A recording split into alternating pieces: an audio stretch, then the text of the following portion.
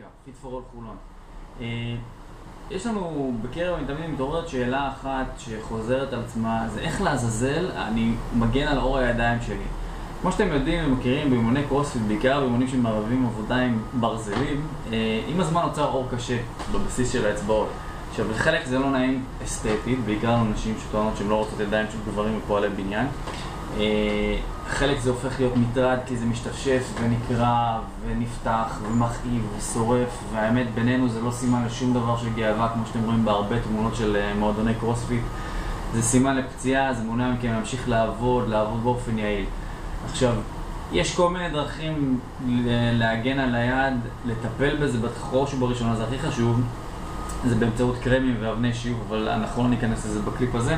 מבחינת דרכי ההגנה, יש כל מיני אמצעים ברשת, מסרטים אלסטיים, כפפות מיוחדות ועוד כאלה וכאלה פתרונות שמגיעים מעולם ההתעמלות מכשירים.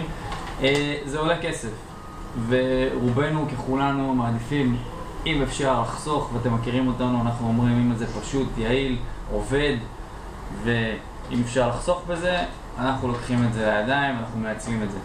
אז הפתרון שאנחנו מציעים קיים בכל בית, זמין לכולם, בייחוד לכל מי שיש לו מייבש כביסה, ואיפשהו במהלך הכביסות בכלל ושימוש במייבש, הלך לו לאיבוד בן זוג של גרב. ונותר עם גרב אחת מזוג.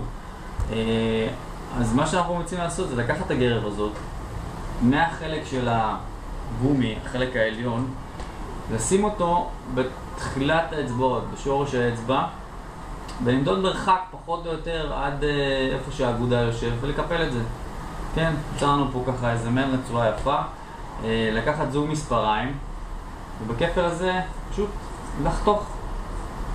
מה שמשאיר אותנו במעין ככה רצועה אלסטית, אפשר לומר, שאנחנו יכולים לקחת אותה, להשחיל את כף היד עליה, ככה לפרוס אותה יפה, ולפני שאנחנו ניגשים לעבודה עם קטלבל או עבודה על מתח, אנחנו קיבלנו משהו שמחזיק מעמד, יושב על היד, לא זז בניסיון, יעיל, פשוט, זול, ומגיע לנו לאור בידיים.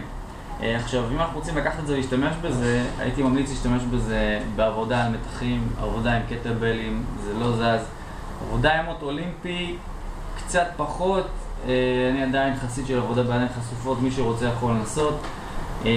וזהו, אם יש לכם עוד שאלות, טענות, מענות, ואתם רוצים לשמוע עוד דברים איתנו, כנסו ללינק שמצורף פה למטה, יפנה אתכם לאתר שלנו, אתם יכולים שם עוד לינק לקבוצה שלנו, תיכנסו לפייסבוק, תיכנסו לקבוצה שלנו, אנחנו משרפים שם עוד תוכן, נשמח לראות אתכם בפעם הבאה.